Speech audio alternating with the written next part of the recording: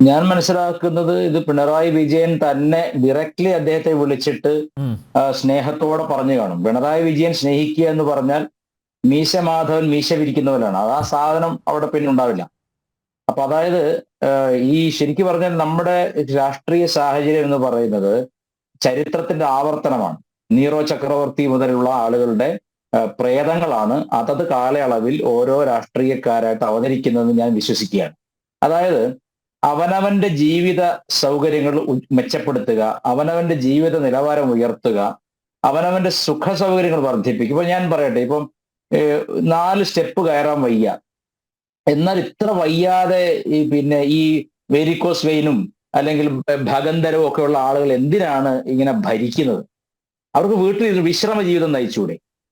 അവർക്ക് എന്തായാലും സാമ്പത്തിക പ്രയാസം ഉണ്ടാവില്ലല്ലോ.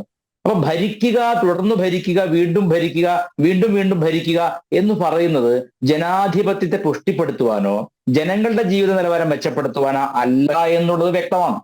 ഇവർക്ക് അവരുടെ കാര്യങ്ങൾ നടത്തിയെടുക്കണം, അവരുടെ അധികാര പ്രമത്തതയുടെ സീമകൾ വലുതാക്കുക എന്നുള്ളതല്ലാതെ മറ്റൊരു ലക്ഷ്യമില്ല. എന്തിനാണ് ഇവർ കഷ്ടപ്പെട്ട് ഇപ്പൊ നരേന്ദ്രമോദി എടുക്കാം. നരേന്ദ്രമോദിക്ക് ഒരു 20 വയസ്സുകാരന്റെ ചുറുചുറുക്കും ആരോഗ്യവും അദ്ദേഹത്തിന്റെ നടത്തത്തിലും എടുപ്പിലും ഇരിപ്പിലും എല്ലാം കാണാം. പിണറായി വിജയന്റെ അവസ്ഥ എന്താണ്? പിണറായി വിജയന് വയ്യ. അദ്ദേഹത്തിന്റെ മുഖത്ത് എപ്പോഴും അശാന്തിയും ക്രൗര്യവും തമ്മിൽ ചേർത്തുള്ള ഒരു 10ാമത്തെ രസമാണ്. നവരസങ്ങൾ അല്ല, അശാന്തിയും ക്രൗര്യവും ഒരാളിൽ ഒത്തുചേർന്ന് മുഖത്ത് പ്രകടിപ്പെട്ടാൽ അതെന്താണോ കാണിക്കുന്നത് അതാണ് അദ്ദേഹത്തിന്റെ മുഖത്തുള്ളത്. ആ മനുഷ്യൻ ഗുരുമൂർത്തി, ഒറ്റ കാര്യം ഇന്ന് എൻ്റെ ശ്രദ്ധയിൽപ്പെട്ട ഒരു ട്രോളാണ്. അതായത് 85 ലക്ഷത്തിന്റെ നീന്തൽ കുളമുണ്ട്, പക്ഷെ നീന്താൻ അറിയില്ല. 40 ലക്ഷത്തിന്റെ തൊഴുത്തുണ്ട്, കറവ അറിയില്ല. 2 നിലയുള്ള വീടുണ്ട്, കയറാൻ കെൽപ്പില്ല. കേരള ഭരണമുണ്ട്, ഭരിക്കാൻ അറിയില്ല. അതിനല്ലേ യാഥാർത്ഥ്യം. എക്സലന്റ്. അതിൽ മറ്റൊരു വിഷയമുണ്ട്. അതായത് ഇതിനൊക്കെ ഞാൻ മിക്ക രാഷ്ട്രീയ പ്രവർത്തകരും അല്ലെങ്കിൽ പ്രസംഗിക്കുമ്പോൾ അല്ലെങ്കിൽ ഇന്റർവ്യൂ നടക്കുമ്പോഴൊക്കെ അവരുടെ ഷെൽഫുകളിൽ നിറയെ പുസ്തകങ്ങൾ കാണാം. അതാണ് ഏറ്റവും ആദ്യം പറയേണ്ടത്. നല്ല നല്ല സാരോപദേശങ്ങൾ അടങ്ങിയ പുസ്തകങ്ങളുണ്ട്, വായിക്കാൻ മനസ്സില്ല. അതാണ് സത്യം. ഈ പറഞ്ഞ 4 കാര്യങ്ങളുടെ മൂല കാരണം നല്ല നല്ല സാരോപദേശങ്ങൾ മനസ്സിലകത്ത് ചെറുപ്പത്തിലെ ചെല്ലാത്തതാണ്, അല്ലെങ്കിൽ വായന നിർത്തിയതാണ്. Reading maketh the perfect complete man എന്ന് ഫ്രാൻസിസ് ബേക്കൺ പറഞ്ഞിട്ടുണ്ട്. വായന സമ്പൂർണനായ ഒരു മനുഷ്യനെ ഉണ്ടാക്കുന്നു.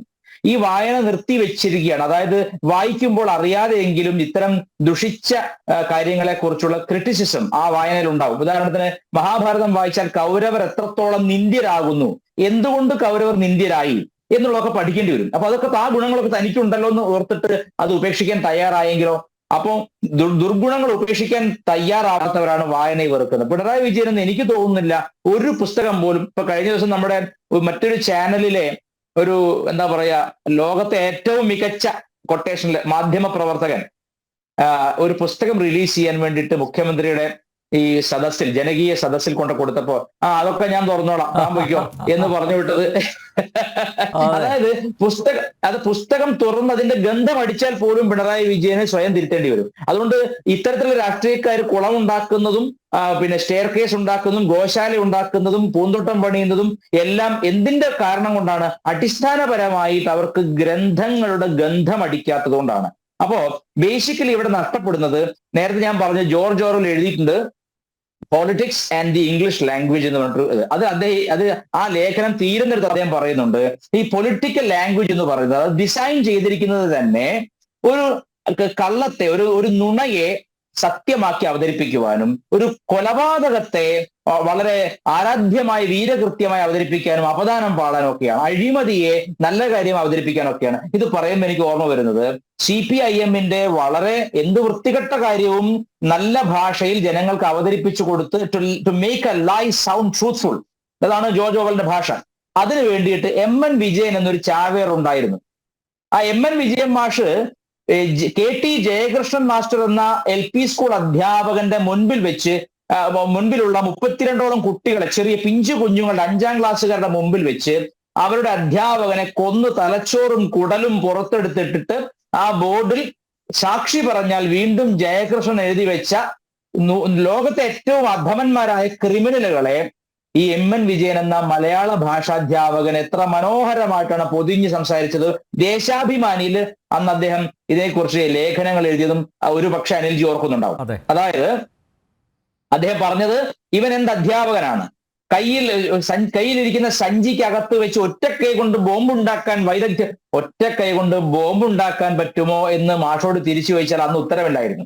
പാർട്ടിക്ക് വേണ്ടി ഞാൻ എഴുതുകയാണ്, അതായത് ഞാൻ പണ്ഡിതനാണ്, അല്ലെങ്കിൽ സുകുമാർ അഴീക്കോടിനെ പോലെ മലയാള ഭാഷയുടെയും സാഹിത്യത്തിന്റെയും മൊത്ത കച്ചവടക്കാരനായിരുന്ന ഒരു പ്രഭാഷകൻ ഒരിക്കൽ പോലും ഈ SDPI അല്ലെങ്കിൽ PFIയുടെ ഭീകരവാദികള് ഒരു മലയാള അധ്യാപകന്റെ കൈ വെട്ടി എറിഞ്ഞിട്ട് പോലും മിണ്ടാതിരുന്നത് നമ്മൾ ഓർക്കുന്നുണ്ട്. അതായത് ഇവരൊക്കെയും തന്നെയും പാർട്ടിയുടെ അടിമകളാണ്. ഇനി ഇതിൽ നിന്ന് വിട്ടുപോയി അടിമ ചങ്ങല പൊട്ടട്ടെ എന്ന് പറഞ്ഞ് അവരുടെ സ്വന്തം കാലിലും നാവിലുമെല്ലാം ചങ്ങല കൊണ്ട് പൂട്ടിയിട്ടിരിക്കുകയാണ്. ഇത് വലിയ അപകടകരമായ അവസ്ഥയാണ്.